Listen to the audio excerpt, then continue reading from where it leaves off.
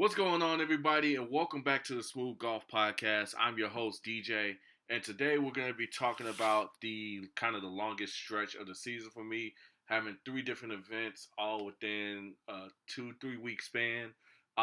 Firstly was a golf outing. The golf outing was fun. It was great. Something that I needed to get done because it's just like, I literally spend most of my time playing competitive golf. So it was nice to go ahead and get out there and just, have fun with it again for once. So that was great. And then I had two tournaments. I had the Weekly Challenge Open over at Orchard Valley. And then I also have the WCGT event at Steeplechase. So we're going to be talking about that. Just some things that happened during those two tournaments. What went right, what went wrong. And just kind of an overall review of the tournaments themselves as well. Because there are some things that I noticed with at least the Weekly Challenge Open that there are some changes that need to be made. But we're going to get into that a little bit later on. Stay tuned. Guys, the season is still underway. I'm still in need of support to try to get through the rest of the season. So I'm still looking for sponsors towards the end of the season. If you could check out my sponsorship page at smoovgolf.com. There you can see all the options that you have to become a sponsor, whether it's for one time, whether you want to just make a donation, or if you want to enter into a contract for multiple tournaments or even a full season. That's going to be great, especially to help me out for next season as well. Also, check out my Etsy store, smoovgolf.etsy.com. I have t-shirts, hoodies, and some water bottles that are on sale. Every purchase that you make helps with entry fees and hotel fees if it becomes applicable. So please check that out. Also, check out 366.com. Buy some apparel from them and use promo code SMOOV2024. Takes 15% off your order. And it also helps with a little bit of commission as well, as I'm an ambassador for 366. So again, check those websites out and hope to have your support. All right, guys, welcome back to the podcast. So first things first, we're going to talk about the Weekly Challenge Open at Orchard Valley Golf Club. First things first, the score. I ended up shooting 4 over par 76, which was honestly a great score. Only 4 over par, meaning that I parred most of the holes except for 4 of them. And even in my opinion, some of those holes, one, I should not have parred. I should have had birdie on a bunch of them. Two, a couple of the bogeys that I did have, really they should have been double bogeys, but just clutched up right at that moment. And I just felt really locked in that tournament. So in terms of play, I was hitting all the shots that I was really looking to hit, even some that looked like they really should not have ended up the way they did, because I was just so locked in. It was like I had the confidence knowing that I could hit that shot, and I was able to hit that shot with 100% accuracy, which was great for me because it was just like, I really needed that to keep the momentum going, and I did. I kept the momentum going. The only thing was that, in my opinion, I should have made a lot more birdies. Looking at my stats, I hit 11 greens out of 18, which, that means I had 11 chances for birdie, and I did not convert on any of those, which really kind of frustrated me a little bit because looking back on it, each and every putt that I hit, going for those birdies, ended up missing either just short or missed on the low side or missed on the high side. So it was like each and every chance that I had, I missed. And that's something that, trying to play at the highest level possible, I need to make more opportunities, but also converting those opportunities is really important because if I'm not converting those opportunities, then there's a possibility that I could get lapped, especially by a field if they're at a higher level than what it is that I'm playing now. For placing, I ended up in tied for 22nd. So this event was also a handicap event. All of the Weekly Challenge Golf Tour events are handicapped. The only thing is, this being the open, that means any handicap can participate, from a 1 handicap all the way down to like a 30 handicap. Any handicap can compete for a chance to win at some prize money. They did pay out the top 15 places. and unfortunately, I missed the top 15 by 2 shots with my net score, and that was hard, a little bit hard for me because especially feeling like I played so well, I feel like I should have placed, and that was the hardest part for me was seeing that I played as well as I did. I was so locked in, and for me to not place and get any prize for the play that I had, it was just like it was kind of a little disheartening. I didn't lose confidence in myself, but it was just like it was frustrating to see that kind of play wasn't rewarded. Um, and so kind of like, and this is kind of going to go into how I feel about the tournament itself. Now, I don't get me wrong, I do like the idea of the handicap, letting it even out the playing field for the people that don't actually play at the level that some people are looking to play at. But there, and it's a good thing because it's like it keeps everything even. If a good player shoots like a 66, somebody with a higher handicap still has a chance to compete because they have enough handicap to even it out. The problem that I have with the tournament is that it allows the higher handicappers to really take advantage of their handicap and really flood the top 15 places. So with me, that day I was a 4 handicap, and there were a couple others. There were like 3 handicaps and 2s and a couple of other 4s, and so it makes it difficult for lower handicappers to really compete because we have so much handicap that we have to account for from the other players that we have to try shoot as low as we can to make sure that handicap doesn't really make a difference in terms of like where exactly we place on the sheet. So even with me shooting a 76 on a 4 handicap shooting 72, I missed the top 15 by 2 shots. And the other problem that I have is that there's really no regulation on the handicap and who gets to play where, especially when it's in terms of like tee markers and stuff like that. Because the guy that ended up winning, he shot 81 at the tournament, which, granted, at that course, it was a good score. 81 would have been a great score, scratch for that tournament because it's just like that course was just tough. But the thing is, the guy also had a 20 handicap, which meant that he's getting 20 strokes taken off his score, which means he shoots 61 net, and so he gets to win it just based off his handicap. And not only that, from what I heard, it's a second time winning the event. And he ended up leaving with a good portion of prize money because, like I said, his handicap was there and it really put him in a great position. So my thing is this, and my suggestion is for this tournament, I would suggest kind of making a sort of flighted system. Not even, I understand that, if we flight it, there's not going to be enough prize money to go around and pay out the top 15, and that's fine. The thing is the competition has to be fair for all players and not just for those that have the higher handicaps. Because the thing is, it just seems like it's more fair for the higher handicaps because the lower handicaps have to really be more locked into their game in order for them to even make it to where those 10s, 15, 20 handicaps have no say in where they place. And that's kind of tough because, like, for me, as a 4 handicapper, in order for me to place, I would have had to shoot anywhere between 72 and 70, maybe even 67, in order to be anywhere near the top 5, which, again, is hard to do, especially at that course. There's a lot of water and stuff like that. There's a lot of strategy that goes into that course. So it's like, it is tough for me to have to shoot 66 in order to deal with the fact that this guy has a 20 handicap. It just doesn't seem fair in that way.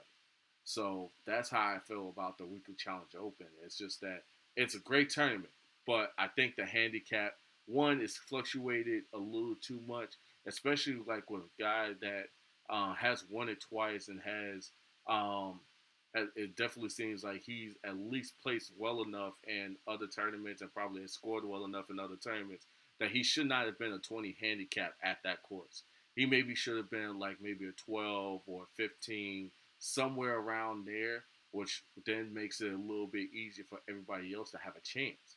Um, I think policing those handicaps a little bit more would definitely also make it a little bit more even and more fair for everybody there. Hey guys, I know the season is getting ready to end, but it's about time to refresh those polos. No matter the occasion, whether it's in the office, on the golf course, whatever the case may be, check out 366.com. They have a wide variety of different polos, including patterns, striped, even collarless, and even collared polos. They also got some for the ladies as well. So check them out, 366.com. That's THREESIXTY, the number 6.com, and then use code SMOOV2024 to take 15% off your order.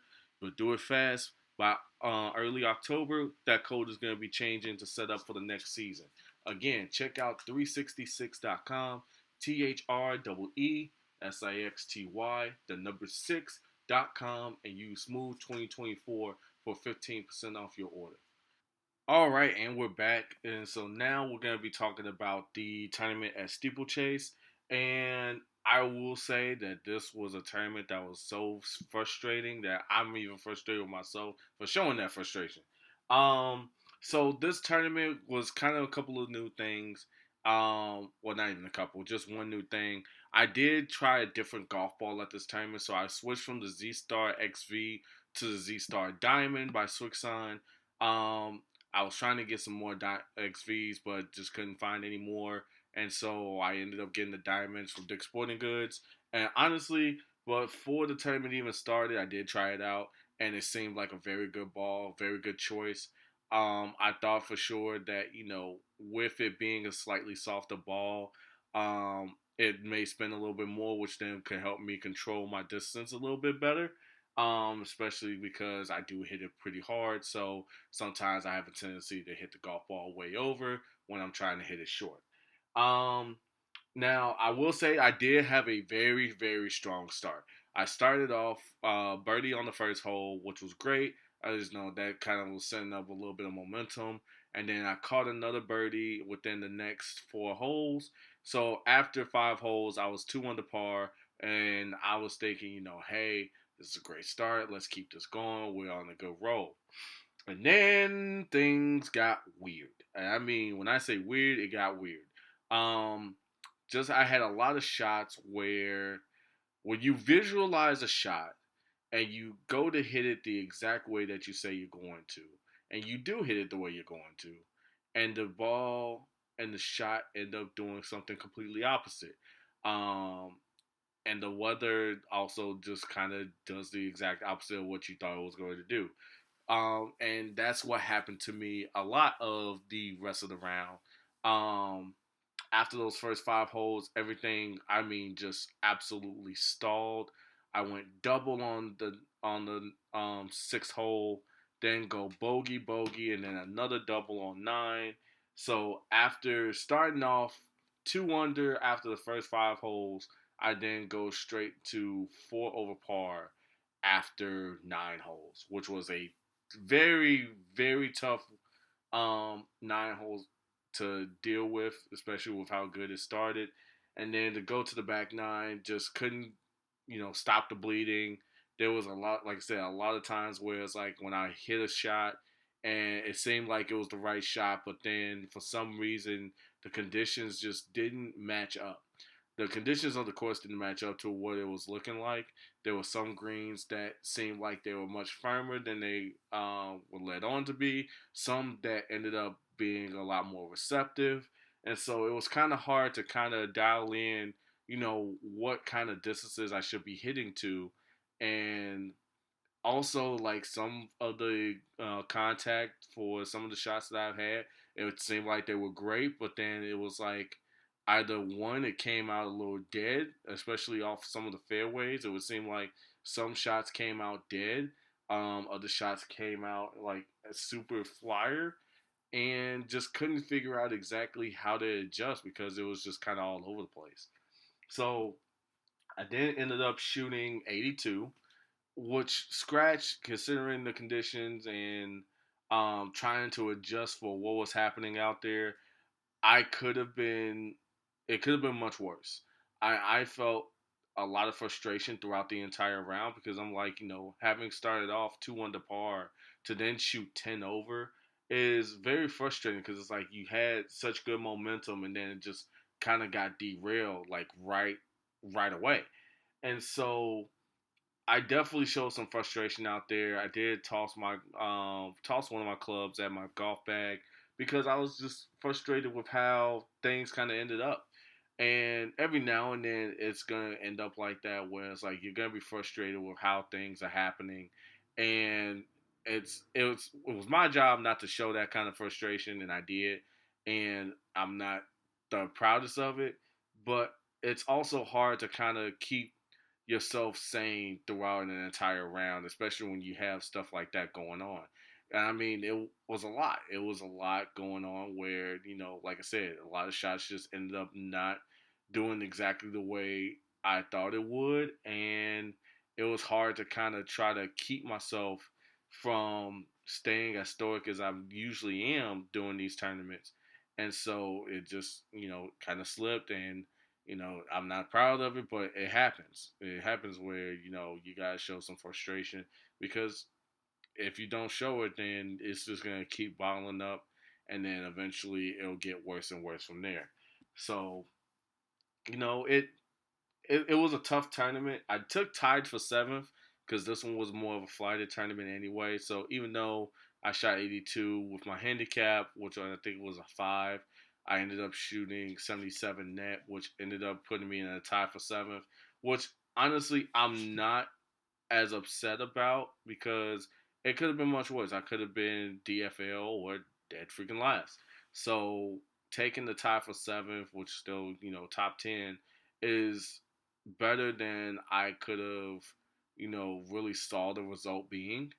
And I had to take it and kind of move in stride because otherwise it's just going to hurt even more when I get to the next one.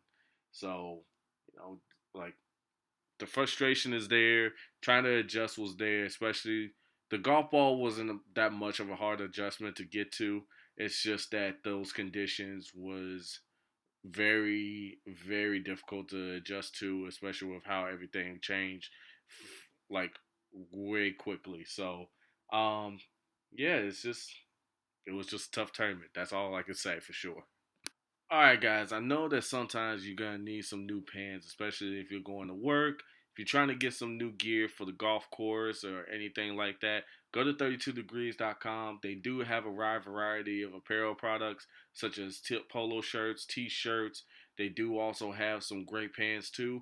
I myself ordered a bunch of new shorts and new pants to end the season and even just for next season.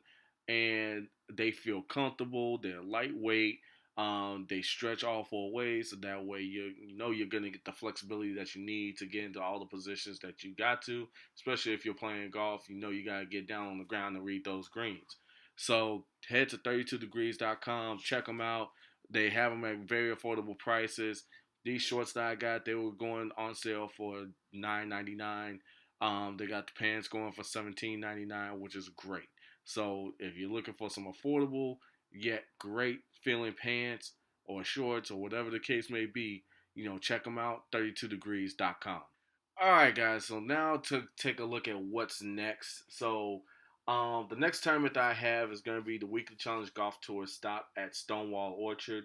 I've played there once before, didn't have the greatest of rounds, but my plan is to actually play a lot better.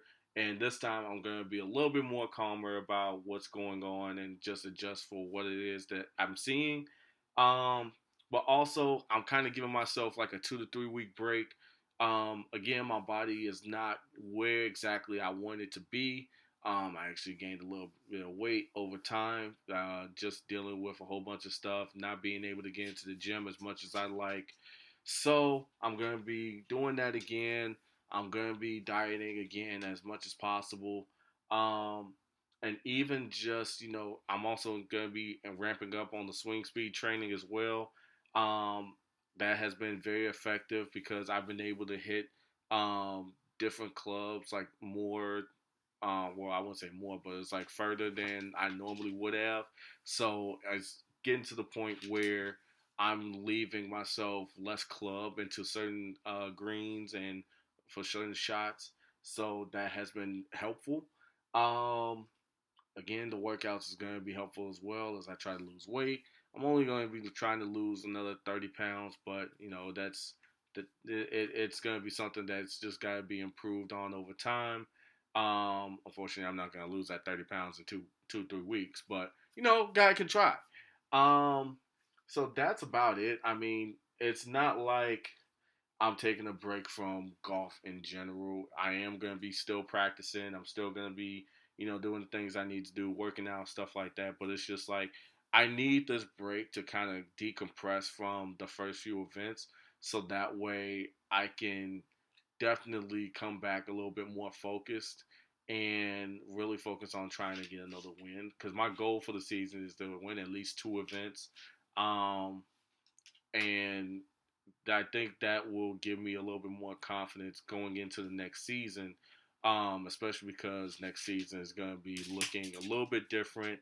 At least that is the plan anyway, to play in some different events besides the Weekly Challenge Golf Tour. So I hope you guys enjoyed. Again, check out smoovgolf.com and check out the sponsorship page to figure out how you can become a sponsor and support. Also, check out smoovgolf.etsy.com. Like I said, every purchase goes towards any tournament fees, including hotels and things like that. Also, check out 366. They have some great apparel. Use code SMOOV2024 for 15% off an order. And then also check out 32degrees.com. They have some great apparel as well, so just check them out.